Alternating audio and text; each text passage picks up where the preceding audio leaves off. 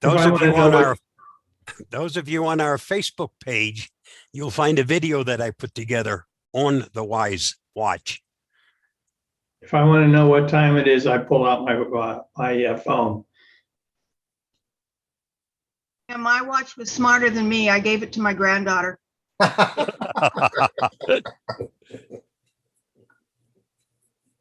You know, it's interesting. I just starting the lot, Bob. I just Yep. On our Facebook page, you'll find it. Okay. I hear it. Yeah, I just started our live stream. So one of the things I got to tell you about smartwatches that I don't know if Hewie and Bob found this out, but so on my smartwatch, you can use the Miss A, you know, or you can use Google Assistant. And one of the things I'm always using is timing things, particularly when I'm working in the kitchen, timing the coffee, I'm timing stuff I'm doing. So I'm always timing stuff. And so I was, the problem if you're using Miss A or you're using Google Assistant, when you set the timer for 5 minutes, you can't actually see what the timer is. In other words, you can ask it, you can say how much time is left, but when you're cooking or you're doing things, I want to know, like, is it a minute left? So the watch actually has a timer on it. So there is, I don't know if you guys, Bob, do you guys have actually a timer on the watch that does an actual countdown? So I've been using that. That works a lot better. We have a timer, yes. And this watch, you can't use Miss A because it has no voice recognition. Oh, The Wise one doesn't have voice. so now I don't feel so bad spending $400 on the watch. So you can talk to it? Yeah. Yes. Yeah, the expensive one you can talk to, the cheap one you can't. You can Right. talk to it, it doesn't listen. Right. It's female. Or is it male? I don't, it's one of us anyway. So far, everyone says about 37% own a smartwatch, 56% say no, 10% thinking of getting one, 14% would like some more information. So maybe some future talks on smartwatches. Joan has a question. Go ahead, Joan. Ron, I was just going to say the Wise watch is about $58 in Canada. Oh, is it available in Canada? It will be, or I'm on a waiting list and they'll notify me when it comes through, but they say it's going to be about $58 versus the $20 in the States. So That's about right. Dollar. also, when I talk to my Google Mini, I ask her how many minutes are left on a timer. Well, it is. You can certainly do that, but you have to keep asking. And you know, if you're cooking something, and I know there's my next recipe is, or next thing I got to do is in 2 minutes. I want to know exactly how much time I've got, and to keep asking all the time is a bit of a pain. Okay. So this gives you a timer that's actually on the watch face, and you just look at the watch and see Okay. what time is. So I found that better than using the timer with Miss A or the Oh, I like my little Google Mini. yeah. But I think in the Echo in the show you can set it up to show a countdown. Is that right? timer. You can, Yeah. it does that. Yeah. So you Oh, can okay. visually see it. Hey, Helen Wentworth, are you going to work on the book? No, I guess she's gone. Uh. She's helping me with my book. Oh, good. You're writing a book? I wrote a book and she didn't like how I said phrases and things, so she's correcting it, which I need all the help I can get. It's 384,000 words. Oh, really? Oh, just to let everyone know, OnePlus, those of you who are OnePlus phone fans, they had their big announcement this week and the big reveal, and they have a OnePlus watch now. It's about $199 US. So OnePlus has a watch out now. So that was their big reveal this week. Just to let everyone know, we've got about we'll get about 10 minutes to go. If you can answer the poll, we've got about 78% of you have voted. There's a poll on your screen. If you could answer that, that would be great. We'll sort of get some idea about smartwatches. I'm still running my Pebble. Pebble.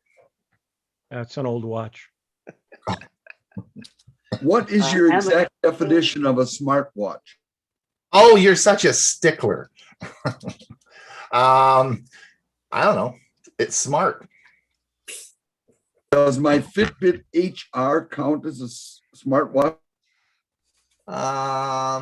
Connects through the internet, right? That makes it a Does it connect to the smartwatch. internet? Well, it connects. Well, no, it doesn't. It connects to.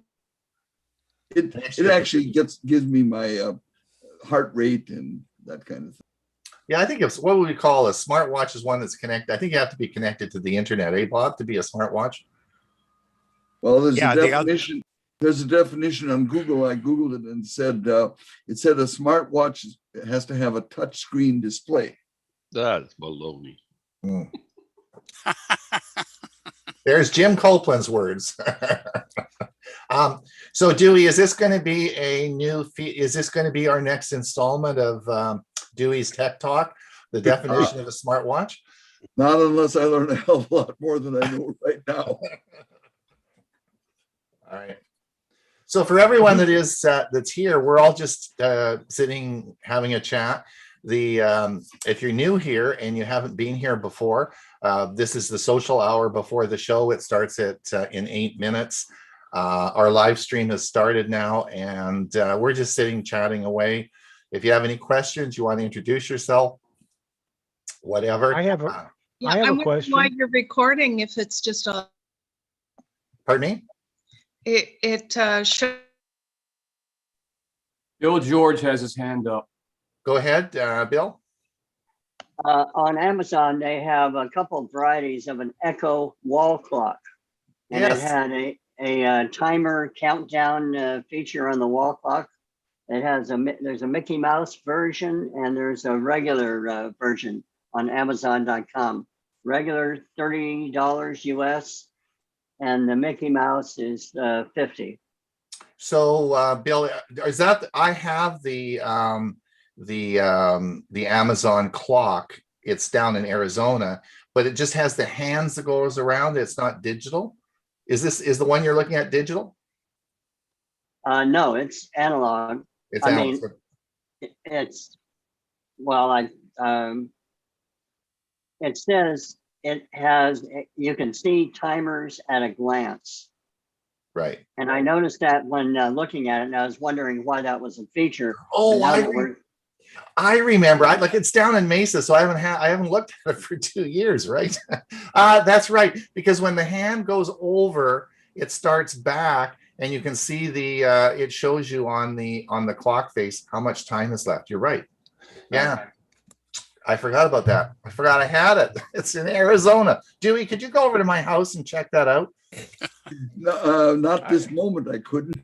I think Huey, Dick Vogel has one on his screen. Huey, when are Yeah. you and Joanne going home? We are going home. We are going home April 8th. We will get home about the 14th. Yeah, it'll still be snowing in Colorado. We're going to spend the first weekend in Denver. Yeah, and about 3 feet of snow, new snow. Not if I can help it. Yeah, do you have chains on that car? No. Your car doesn't even know what chains are, does it? I'm still thinking about this smartwatch business. I mean, I have a smartphone. Why would I need a smartwatch? As far as connected to the internet, to test things having to do with your health, I don't see why it would need the internet. That's, in other words, it's, My other smartphone, the reason I like it is because in the car, I can use it to receive and make phone calls. I don't have to use a watch at all. okay. And if you have an older car, that doesn't have that feature built in where you can use your phone, hey, this works out great. How old is your car, Bob? I have a 2001, my truck. Julie, I one of have the an features Amex. I like in my Fitbit Ionic is the fact that it tells me when my phone is ringing and who's calling without me having to take it out of my pocket. And I could actually disregard the phone call right from my watch. So that to me is a nice advantage. And one thing I like is that it tells me if I've left my phone more than 100 feet away because the Bluetooth disconnects. Yep. And then I go back to the table at the cafeteria and pick it up. Hey, Ron, this is Scott Lockwood. I have a Fitbit story. I lost my Fitbit under the couch, and I downloaded an app called Wonder Find that will locate any Bluetooth connected device. And it was like that old game where you're playing hotter and colder as it led me around my trailer till I finally found my Fitbit under the couch. Terrific. Scott, you have somebody's got a something in the radio on. background. Oh, Scott. my bad. I'll turn Yep. it off. Well, that's Thank good. We'll have to, I use that. So that's one of the cool features on my Fitbit is there's a Find My Phone. Someone talked about that last week. Yep. And I tried it. And of course, the alarm goes off. It works great. That's There is pretty- on the Wise as well. Ron, I've got a quick question about the YouTube. I've got it on my TV right now. I see 25 people on the screen. That's all I see. Is there something else I'm supposed to click on, or is that what somebody sees when they're watching it on the YouTube? live screen. That's Right now, that's what you're seeing, that That's we're what's- not okay. showing anything else. Okay. Yep. There's there's a bunch of people watching, and it's that's what you That's- see. That's all you see on your screen on your computer. If you're watching the Hollywood Squares, and that's Yeah. what it's showing on live. When the show starts, it'll show whatever we're showing. If it's a video, Okay. it'll be the video. So I'm going to end the poll now. So I think I can publish this. Let me see when I end the poll. Share results. results. So there you guys should see it. And that's the so about 80 people responded. yeah, we got 40 say they have one, 55 say no, 15 say I'm thinking of getting one, and about the same number need. So, well, interesting. And we got 100 people in the show. Cool. So Ron, when are you going to start talking about the virtual reality program? That is coming next.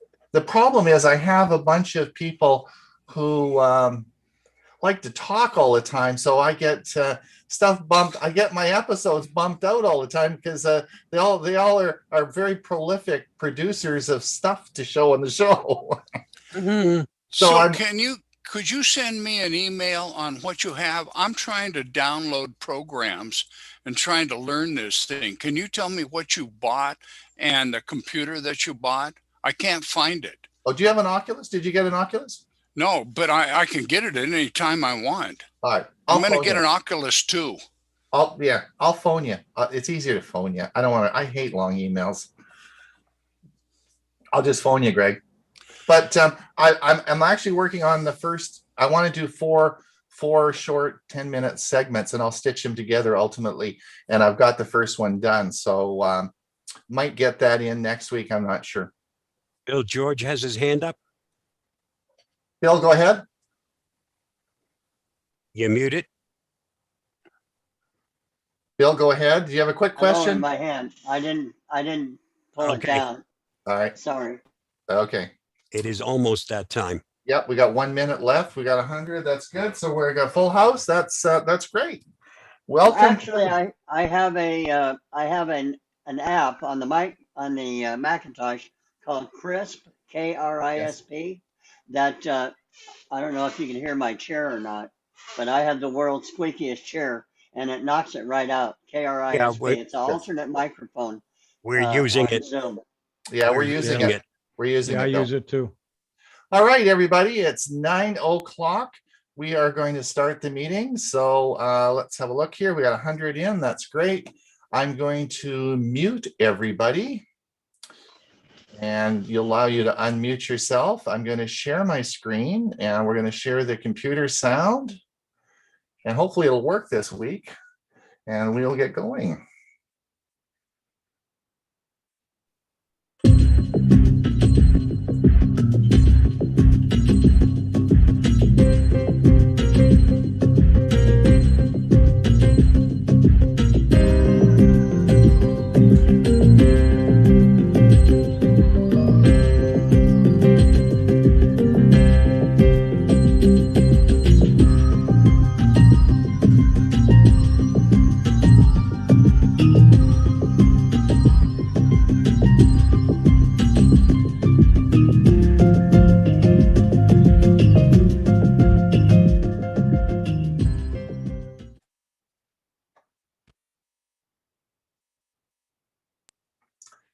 Tech for Seniors, Season 2, Episode 53. Cool, eh? Season 2. So we did it, guys. I want to thank everyone. Well, it's really you. It's everybody who kept watching all year and supporting us. We got so much enthusiasm for everybody that we decided to keep going. So we're going to do Season 2. And we're having a lot of fun doing that. So thank you everyone for coming. Thank you those of you who are over on our streaming service. Thank you for coming as well. The show is a little bit different for the streaming people. We're going to have the streaming service for about 50 minutes, and then just before the music segment comes in, we will be ending the show for our streaming service. But for our Zoom people, we are going to continue on, and the show will end after our question and answer period, which will start at the top of the hour, and then we'll have a Q&A for about 20 minutes, and then and that'll be the show for today. And if you do miss the show and you want to see it again, we have all 52 episodes now, and it will be 53 at the end of the day on YouTube. So you can play them as often as you want, over and over and over again. All right, let me introduce everybody. Where is Hewie? Hewie, what time is it, Hewie? 12:03. Can you show us how you look at the time? What do you got? New watch, eh? A watch. I haven't worn a watch in 10 years or more. There I you used go. to have a holder that I hold my phone on my wrist. Now I don't have to do that. Yeah, we're retired. What do we need watches for, right? To keep track of doctor's appointments. There you go. That's a good idea. Bob, what time is it? Same time as Hewie, same watch. Just the faceplate is different on mine. Right. So what do you think so far? You're happy with it? Is it Considering for $20, yeah, I'm very happy. all right? Very good. And listen, the big news, of course, of the week is Ray. Ray has got a new computer. Ray, tell us about your new computer. Well, I'll tell you a little bit about it. I'm trying to keep up with the Joneses here. Everybody else on this team is getting new computers and talking about them. So I figured I had to get one. It has the M.2 hard drive. And I'm going to talk about that in a future week, explaining exactly what that is and how much faster that is than the typical kind of solid state drives that we're used to. I'm going to give you the whole story after I do some more testing on it as well. But an i7 processor, 32 gig of RAM, it's not so bad. There you go. And Dewey. Hello there. Have you got anything high tech this week? Did you get any technology? No, didn't do a thing high tech at all. You're just enjoying the oranges. No, we had our place painted in the last 3 days. Oh yeah. How did that go? How did that go? Very well. I'll send pictures when it's done about a day from now. That'd be great. I'm thinking I'll get them. I'll talk to you about it, but I think maybe they can do mine as well next year when I get down there. All right. That's great. So thanks for everybody for coming. I wanted to talk about a couple of things today. The first is if you have not subscribed to our YouTube or to our newsletter, please sign up. If you noticed the newsletter that came out on Saturday, there was a couple of new features in there. One, of course, was Dewey's Tech Talk now is available on, we'll talk about that in a minute, online as a YouTube video. But it also listed a couple of playlists. Now, the easiest thing for you to do is a playlist is something I create, and it's basically a website or a URL, and you can use that to bookmark it, and it will be and it will have all the shows, and as I add the shows to it. Now, in the past, what we've done is we've had one playlist for all the shows and all the shows that Tech for Senior creates. We actually create some product as well and put it up there, and that was all melded into this one playlist called Tech for Seniors. And it's because we have 52 shows now, and it was getting like so many videos in there. It was getting crazy. So what I've done is we now have 2 playlists. And the first playlist will be of the episodes, the episodes as we produce the episodes. They're all in one playlist, but I've separated then a separate playlist called videos. It's Tech for Senior videos, and they're in the second playlist. Now, those lists are listed in the newsletter, and the easiest thing for you guys to do is simply to click the playlist and bookmark it, and then you've got it. And there's only 2 now that you'll have. You'll have the existing videos that we have, and those are videos like how to find tech for seniors, Dewey segments, and stuff like that will be in that playlist. But the actual episodes that we have will all be in the original playlist. Okay, so we've got 2 there, and it was well outlined in the newsletter. If you haven't subscribed, please do so. But it's in the newsletter. Just click on that, or you can just go to our channel, and you will see on the channel the links are all there for you as well. But that's a quick way for you to find out what we're doing. Just a little bit of a change. Now, the other thing that I wanted to announce to everybody is we're going to do a pilot. We're going to do a new feature. Tech for Senior is going to do a new feature, and it's called Tech for Senior Live. And we're going to do this. We're going to try this. This is just a promo we're doing to see how this goes.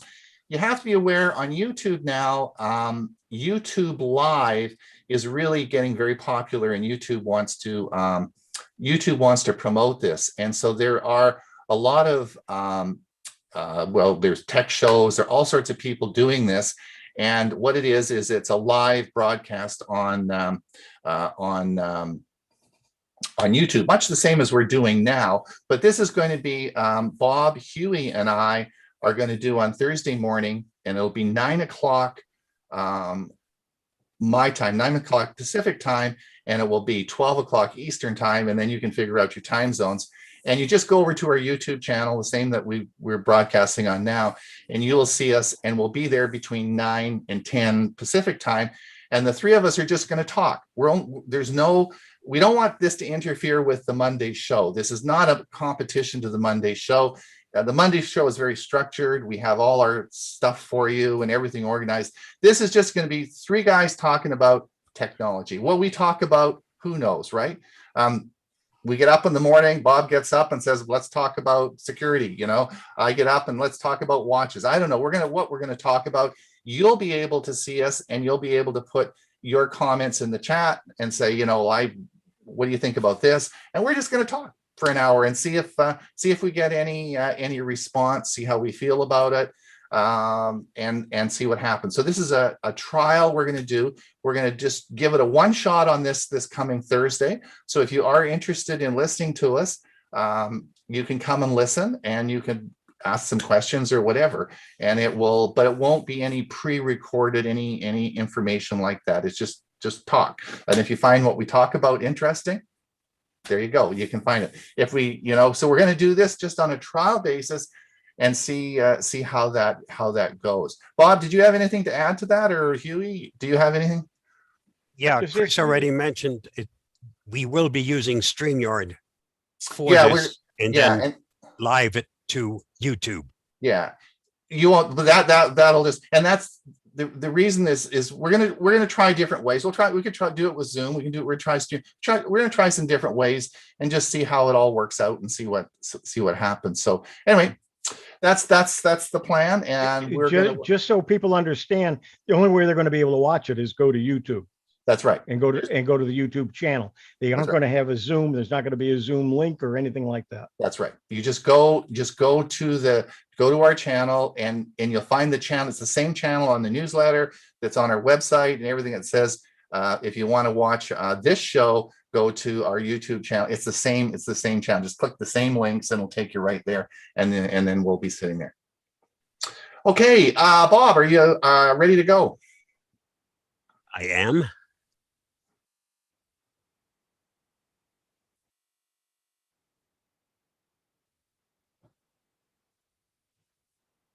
Here is the Avast Security News Roundup for the week ending March 26th, 2021.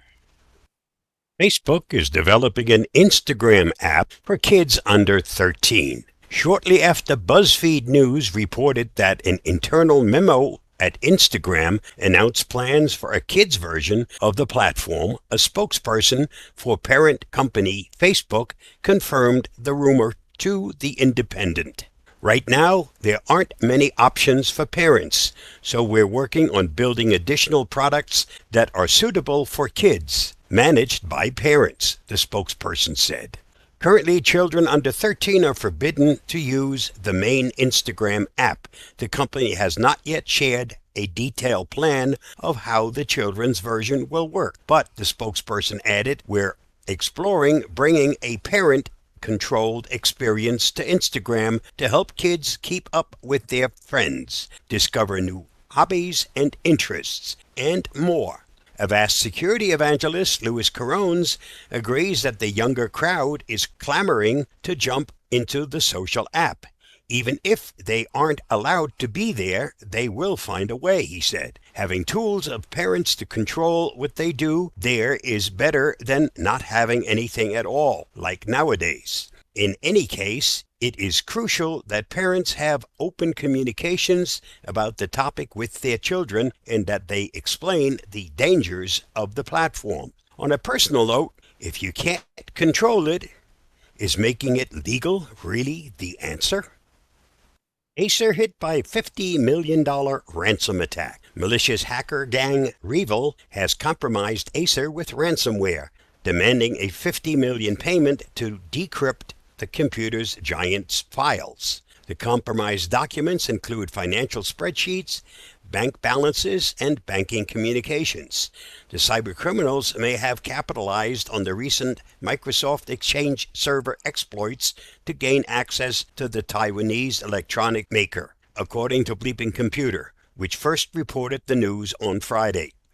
This $50 million ransom demand is the largest publicly known request to date. Acer has not officially confirmed the attack, but told Bleeping Computer it reported recent abnormal situations to the relevant authorities. Revil, a ransomware group believed to operate out of Russia, published images of stolen files on Thursday as proof of its attack. It reportedly offered Acer a 20% discount on the ransom fee if it paid up by the 17th of March. A tactic commonly employed by ransomware gangs. In 2020, Acer reported gross annual profits of Taiwanese 30.12 billion, which is 1.6 billion. Ransomware gangs are known to tailor their demands based on the size of a company to maximize the chance of payout, as well as increase the size of profits. It is unclear whether Acer has or intends to pay the ransom fee.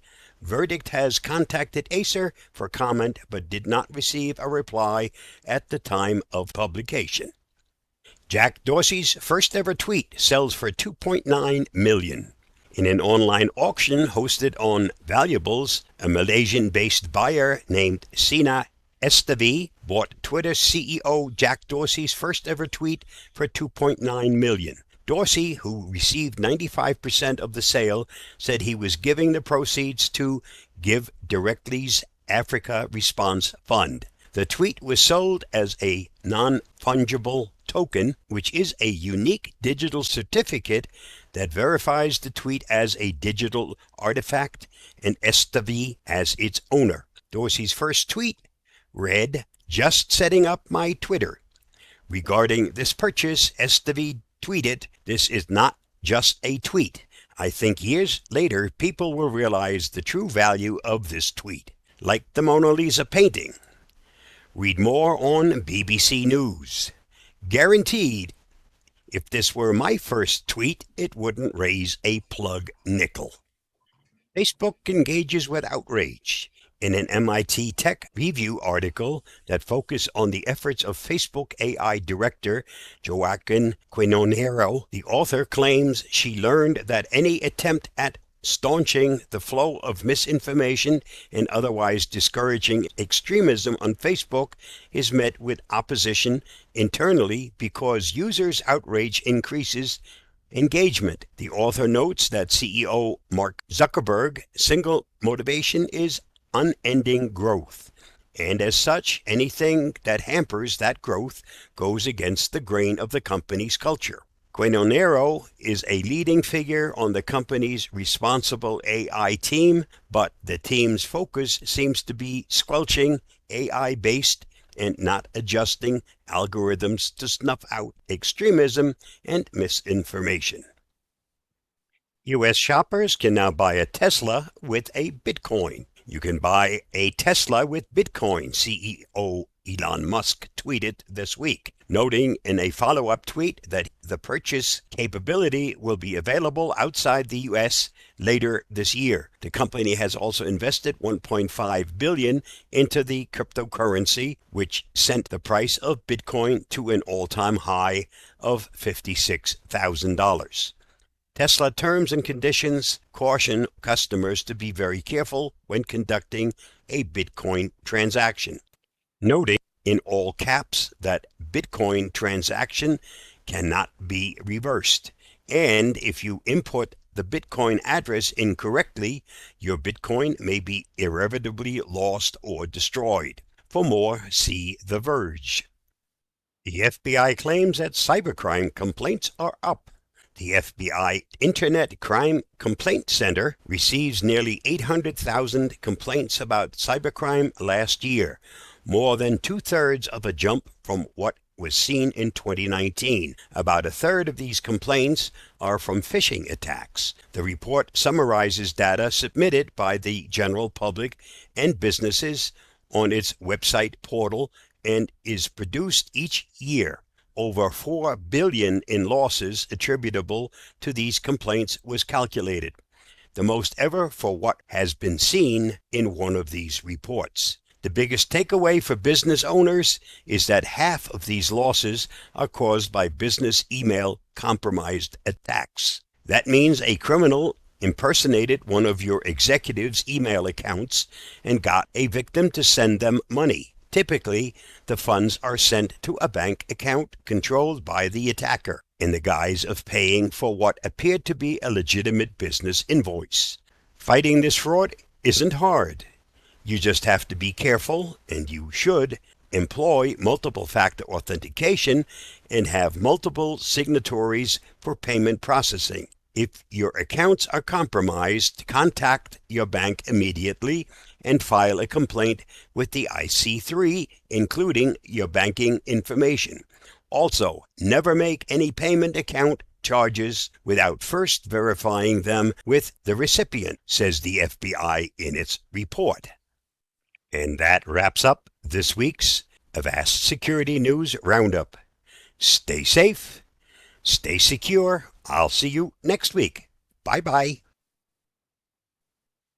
Well, so the bad guys are still winning, eh, Bob? Unfortunately, yep. Rats. Okay, Dewey. Let's see what you have. I'm going to share my screen. And let's see what you have today. Good morning, friends. This is Dewey, and my Tech Talk topic for today is cord cutters and TV streaming news. So let's talk about cord cutters and TV streamers. These two labels are certainly related, but aren't necessarily the same. Not all cord cutters become TV streamers. Some of them cut the cord simply to save money. Some may use a TV antenna to receive a bunch of broadcast TV channels for free, or use Lowcast for $5.50 a month. Of course, most cord cutters do switch to TV streaming eventually, and some subscribe to a paid streaming service that often costs less than cable or satellite TV.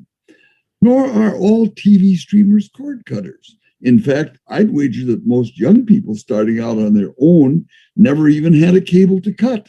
They've been streaming TV from the internet for several years and probably taught their parents about TV streaming. Now, some TV streamers are so into it that they even subscribe to free weekly cord cutting newsletters. Yours truly does. Two of the most popular newsletters are Cord Cutter Weekly and Cord Cutters News. It's safe to say that Cord Cutter Weekly, cutter is singular, is the largest and best known cord cutting newsletter. Cord Cutter Weekly also produces several videos each week that appear on YouTube. Their well-known logo is at the right. Take a look at it. You'll see it often. Both interesting and confusing is that Cord Cutter Weekly's frequent YouTube videos are listed under the name of Cord Cutters, plural, News. It's the name of its smaller rival's newsletter. That's interesting. Go figure. Though Jared Newman's Cord Cutters News has fewer subscribers and may not have a logo, I think his newsletter is very good. Also, it periodically contains valuable charts comparing streaming services, streaming devices, and other aspects of streaming TV. In fact, some of my Tech Talk information today is taken from a recent edition of Jared's Cord Cutters newsletter.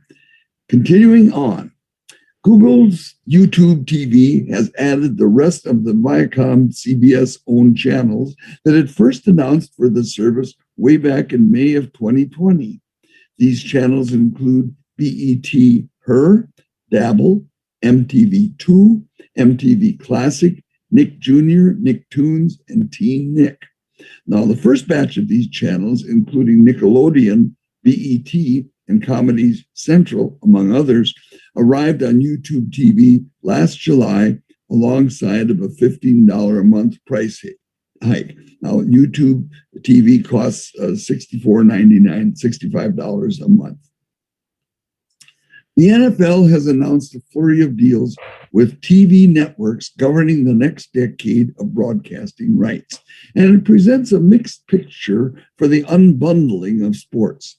Amazon will now carry all Thursday night football games on Prime. That's new. But the NFL Network will get a new batch of games on Saturdays. Peacock Streaming will stream select Sunday night games on its service, but other games will remain exclusive to NBC. ESPN now has the right to simulcast Monday night football games on ESPN Plus. However, this may not actually happen for several years. The only clear case of unbundling comes from Paramount Plus, which will offer CBS games to subscribers just as CBS All Access has done in previous years. The last remaining wild card is NFL Sunday Ticket, which will remain with DirecTV through 2022. Rumors this week that ESPN is snatching up those rights are most likely unfounded. But either way, it looks like you'll continue to need an antenna or lowcast to get thorough NFL coverage for the foreseeable future. In several recent Tech Talks, I spoke about lowcast, the streaming service that streams local broadcast TV channels to subscribers in 30 large U.S. market areas for a $5.50 monthly donation. It's free if you could tolerate a commercial every 10, 15 minutes. Well, Intrado Global News Service announced last week that Lowcast has just added the Portland, Oregon market area with 3 million people to its service, making it the 31st Lowcast market area. Now, Lowcast now serves about half of the United States' 330 million plus population. Several screens back, I mentioned Cord Cutters Weekly's regular YouTube videos that appear under the label of Cord Cutters News. And there, Cord Cutters is plural. On March 25th, Cord Cutters News host Philip Palermo devoted an entire 18-minute program to Lowcast, how it works, supported cities, and more. It was very well done. Like I just say in the next paragraph, this YouTube video was exceptionally well done. And I'd suggest if you're interested in Lowcast, you search YouTube using the title above, Lowcast, how it works, etc., or the words Cord Cutter Weekly. I guess that's Cord Cutters Weekly, isn't it? Back to sports news. Cordcuttersnews.com reports that Sinclair Radio Networks, which was formerly Fox Regional Sports Networks, will rebrand as Bally Sports on March 31. With the rebranding, 2 channels are being retired: Fox Sports Carolinas and Fox Sports Tennessee. Also, Nashville Predators and Carolina Hurricanes content will now be found on Bally Sports South and Bally Sports Southeast, respectively. 2 other channels will get new names based on their locations. Prime Ticket will become Bally Sports SoCal, or Southern California, and Sports Time Ohio will become Bally Sports Great Lakes. 19 of the Sinclair-owned channels will have new Bally names like Bally Sports Arizona, Bally Sports Florida, Bally Sports North, and so forth. You can simply Google Bally Sports to see the complete list. But here's a map showing Bally's coverage. Let you concentrate on that for a moment.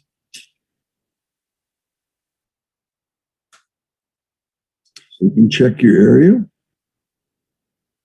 I see Minnesota is covered.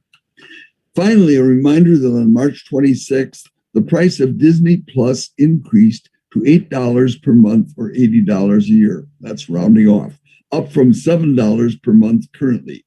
If you like the service enough to keep it year-round, it'll cost you $100 a year.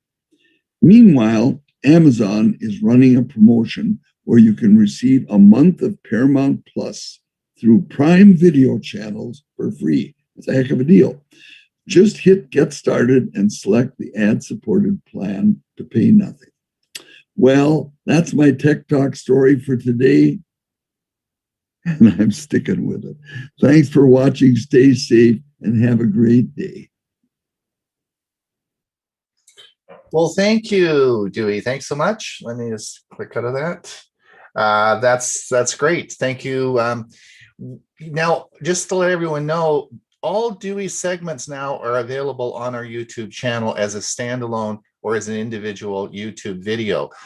So if you want to use these for your computer clubs, you want to play them as segments, feel free. They're all available now on the, as I mentioned, on our YouTube channel under Tech for Senior videos. And so you can see Dewey's programs there, and that'll work out quite well.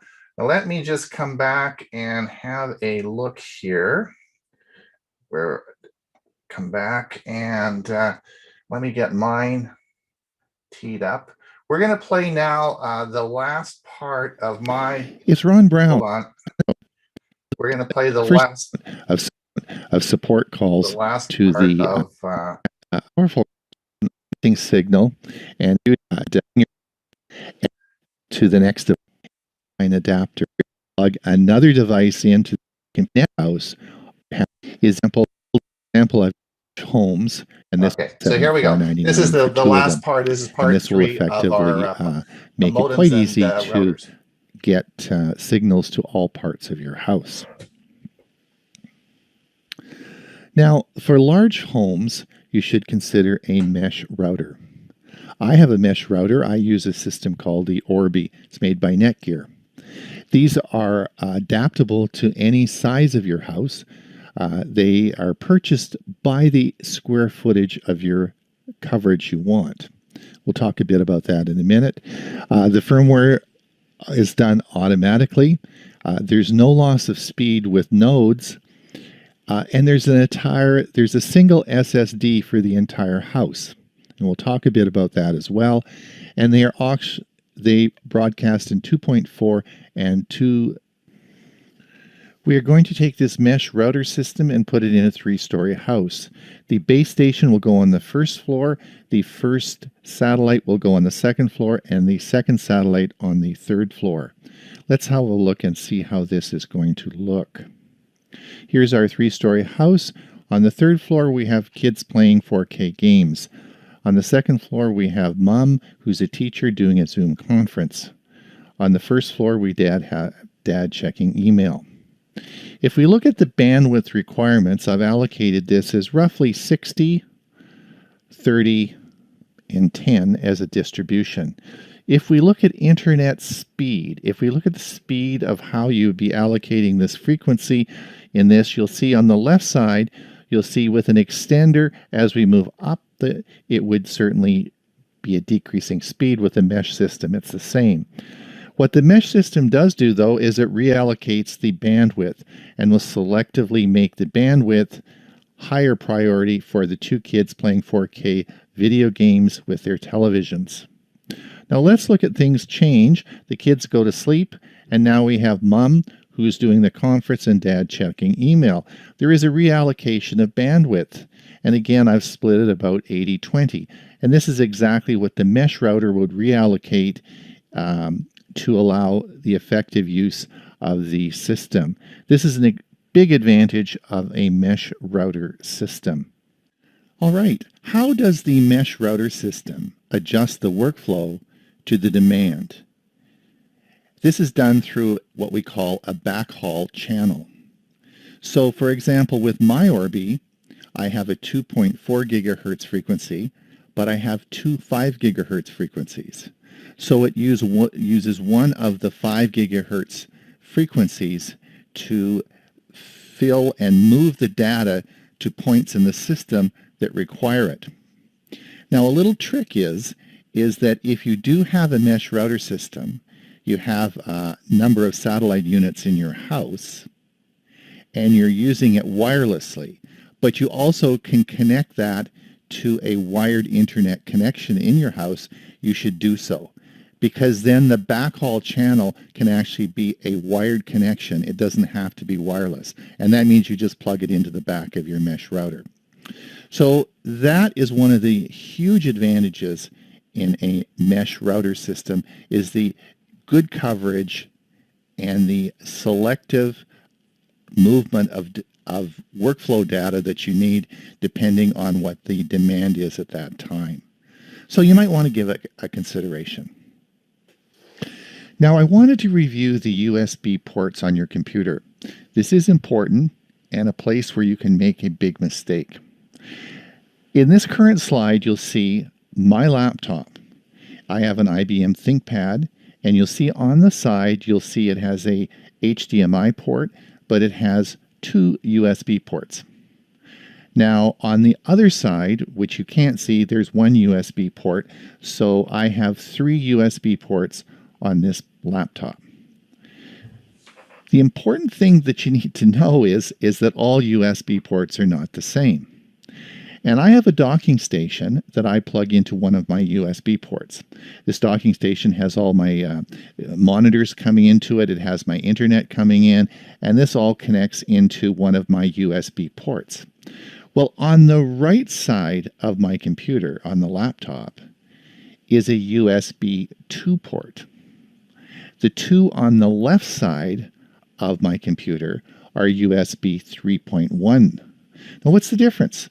Well, there's a big difference, and in the diagram here, you'll see some different types of USB ports.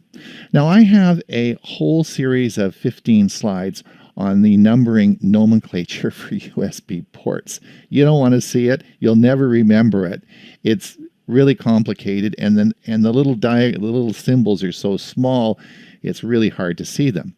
But there actually is a labeling system you can use for this.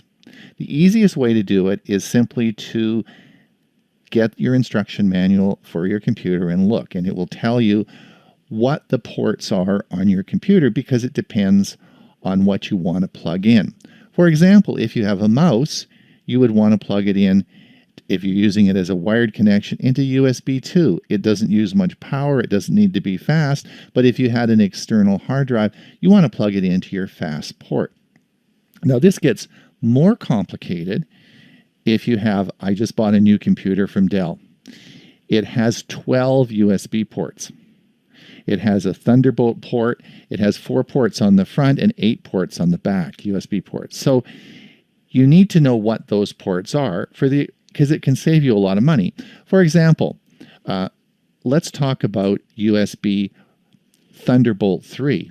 Now, most of you won't have a Thunderbolt 3 port. This is sort of unusual on a laptop, but I do have a Thunderbolt 3 on my main computer I just bought.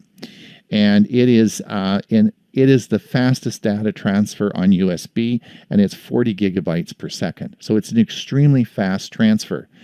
So if you had a Thunderbolt USB port on your computer and you wanted to buy a Thunderbolt drive, for example, you connect them to, you have a very, very, very fast system. But most people won't have Thunderbolt 3, but you will have USB 3.1, and the transfer of USB 3.1 is 5 gigabits per second.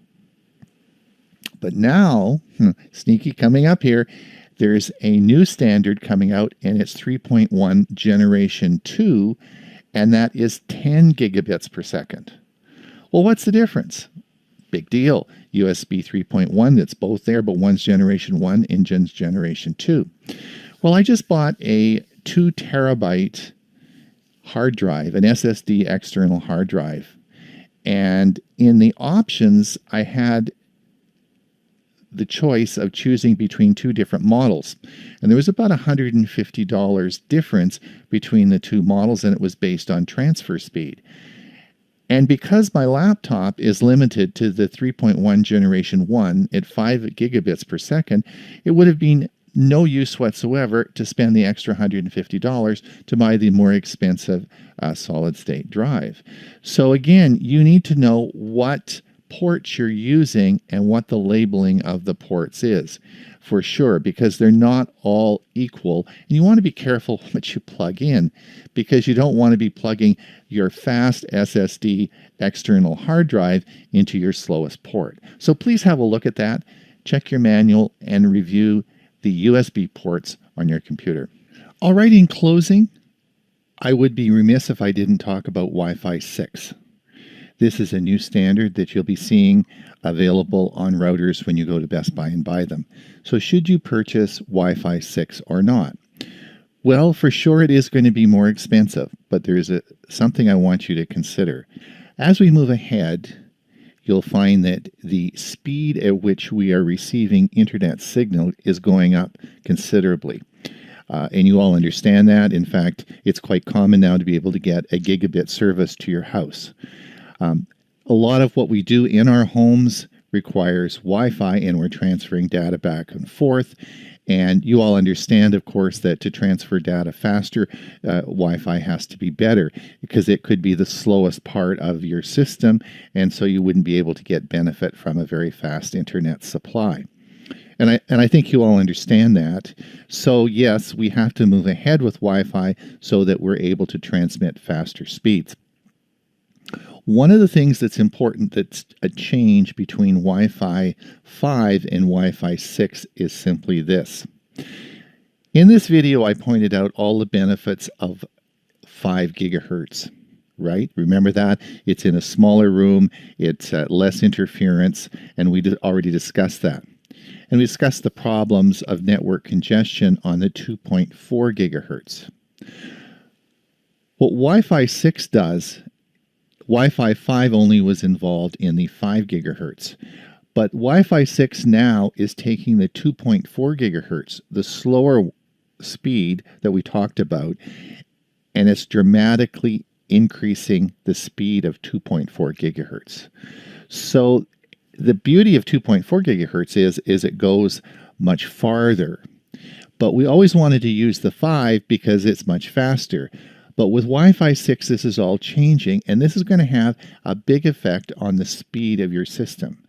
So I think even though, yes, everything is going to have to convert to Wi-Fi 6. It'll be backwards compatible. Yes, your computer will have to have Wi-Fi 6 in it. Your Internet of Things devices will have to have Wi-Fi 6. And of course, your router will have to be a Wi-Fi 6 enabled. But this is a standard that's going to quickly transform into most of the routers that we purchase. They are more expensive. If you go to buy an Orbi system now that have Wi-Fi 6 in it, you're going to be paying about $150 more. I do think, though, that this is quickly going to change, and this is going to be the standard with some pretty big advantages. So you might want to consider this in your purchase of your next router. Okay.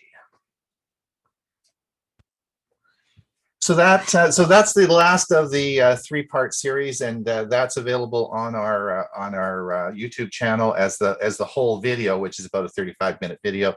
And you've seen parts 1, 2, and 3 now. So if you want to play it again or use it in any of your computer clubs, that's you can do that, and that's great. All right, Hewie, are you ready to roll? What have you got for us today? I don't know. Oh, that's not the answer I wanted. Last week, I talked about having Bluetooth connectivity. Hang on a second here. This is part 2 of 2. I'm Hewie Poplock. Bluetooth, more than you need to know.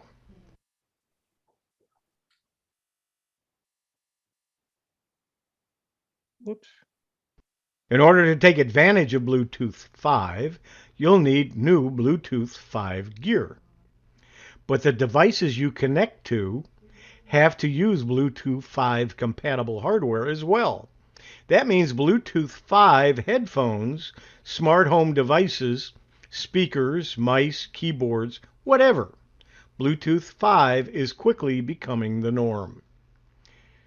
It's backwards compatible. The good news is Bluetooth 5 hardware is fully backward compatible with prior versions of Bluetooth. Your Bluetooth 5 phone will have no problem at all with working with all the Bluetooth headphones, speakers, fitness trackers, automobiles, and everything else out there. You won't get any of the benefits of the new technology, though it will work as if you didn't have Bluetooth 5 capability in your phone, tablet, or computer at all. The Bluetooth 5 spec allows low-energy transmissions to sacrifice data rate for more range. A lot more range, up to 4 times the range of Bluetooth 4.2 LE, for a maximum of around 800 feet. That's a theoretical maximum, mind you. In the real world, you can expect much less, though it's still going to be a huge improvement over older versions of Bluetooth. You won't get that kind of range all the time on all devices. Developers have to consciously choose to sacrifice total bandwidth for range, but it's perfect for many Internet of Things or IoT devices, which often transmit small amounts of data but need to reach all over a house or a large store. In addition to the capability to sacrifice bandwidth for greatly extended range, Bluetooth 5 adds a new interface to double bandwidth at the expense of power. This new physical layer, PHY, supports speeds of up to 2 megabits per second and higher transmission power of 20 dB in low energy mode. In other words, the new Bluetooth version offers 2 interfaces for low energy operation, one to transmit less data over a much longer distance, and one to transmit twice the data over a shorter range. This is great news for devices that need to transmit bursts of large amounts of data, like a firmware update, or for data-hungry applications like audio or video. It also means that we may one day see Bluetooth headphones that use the low energy spec, which could massively increase battery life. Bluetooth 5 adds enhancements to low energy operation in addition to the optional higher bandwidth or longer range connections. For example, it brings an 8-fold increase in broadcast data efficiency. That means essentially 8 times as many connected devices. Collectively, Bluetooth 1.0 to Bluetooth version 3.0 is known as Classic Bluetooth. From Bluetooth version 4.0 onwards, it is known as Bluetooth Low Energy, BLE, or Smart Bluetooth. The Bluetooth technology has improved a lot, and the future of this technology looks great. The best part is that the latest versions of Bluetooth are all backward compatible with older versions. That means you can connect a Bluetooth device supporting an older version using a device that supports the latest versions. However, you will be limited to the features supported by the older version. Still, it makes sense to buy the products which support the latest Bluetooth versions. The dual audio feature of Bluetooth 5.0 is particularly interesting for people who love using wireless headphones. Also, don't settle for anything less than Bluetooth 4.2 nowadays, as without the BLE, the battery life of the Bluetooth device would be really bad. A set of earphones can connect to a laptop, a computer, an iPad, a PSP, a Sony, Samsung, Lenovo, Nokia, Moto, and iPhone. Bluetooth is a wireless technology that has been around for 20 years. It allows multiple devices to connect, interact, and sync without needing to set up complex networks and passwords. Bluetooth is everywhere these days, from mobile phones to laptops, and even car stereos. Bluetooth supports a wide variety of different devices and can be set up in just a few minutes. Bluetooth is a wireless technology that allows two different devices to connect. Every Bluetooth device has one or more profiles installed. These profiles determine what device is capable of, such as hands-free mobile headsets or human interface device, a computer mouse. In order for two devices to connect, they must both have the same profile. You can generally tell what devices will work with each other by looking at them logically. You wouldn't be able to pair a mouse with a camera since the camera isn't designed to be controlled by the mouse. On the other hand, it would make sense to connect a headset to a mobile phone since they are designed to work together. The most common pairings. If you're unsure as to whether your device will work together, there are several cases where Bluetooth use is very popular. Knowing these can help you determine how to connect your devices. Connecting a hands-free headset to a mobile phone. Connecting wireless mice, keyboards, and printers to laptops and other computers. Connecting portable media players and smartphones to speakers and car stereos. Wirelessly connecting video game controllers to computers and game consoles. The method to connect two devices will vary in every situation, but it generally follows the same basic process. You will need to make one device discoverable and then search for devices with the second device. For example, if you wanted to connect a headset to your smartphone, you would put the headset into the discovery mode, refer to its documentation, and then search for discoverable devices on your smartphone. You may also be asked to enter a PIN when connecting your devices. If you don't know the PIN, it's generally 0000, 1111, or 1234. This can vary for some devices, and if you can't find it, you may need to reset the device. Once your devices are connected, you can start using them in conjunction. For example, you may have connected your smartphone to some wireless speakers, allowing you to play music through them.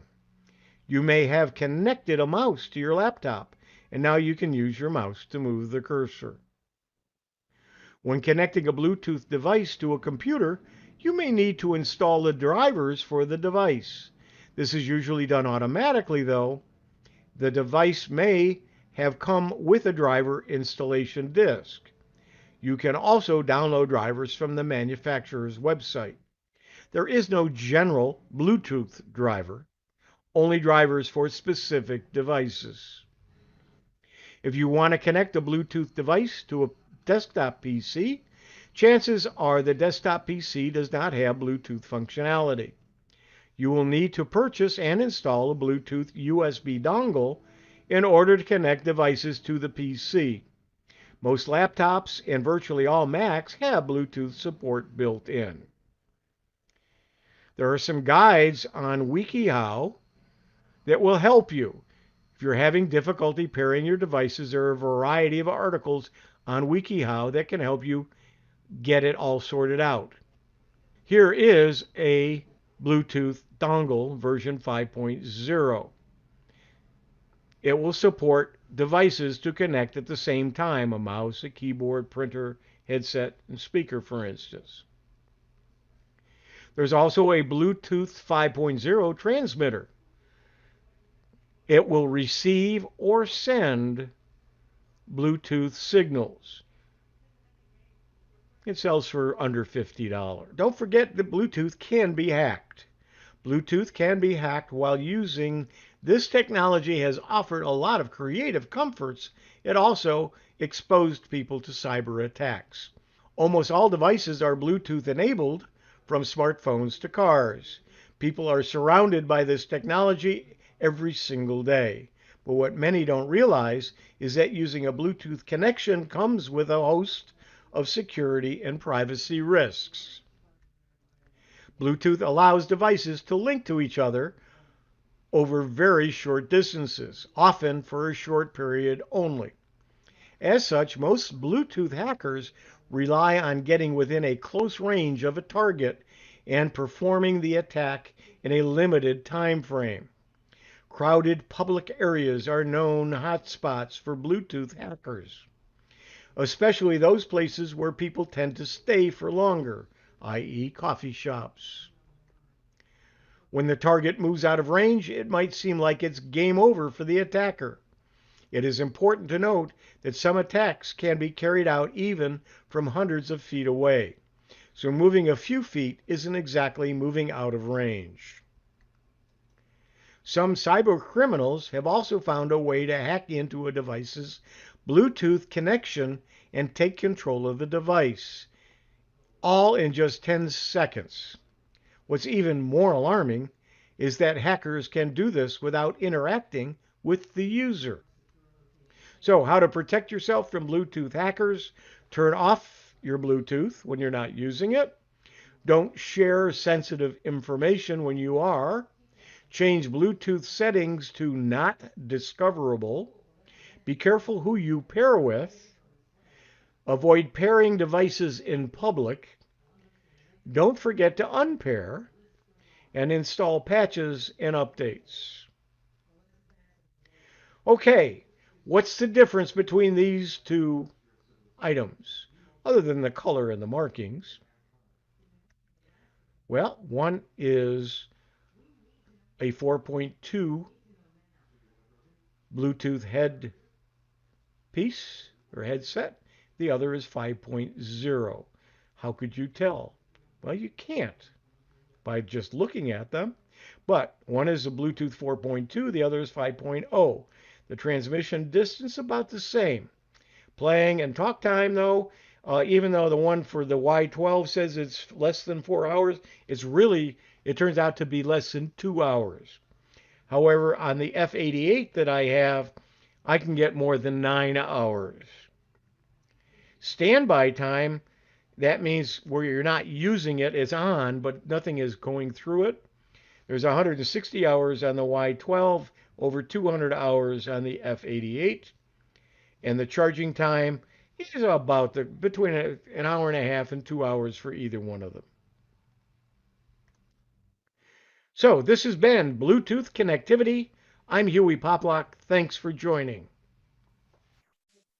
There you go. You're muted, Ron.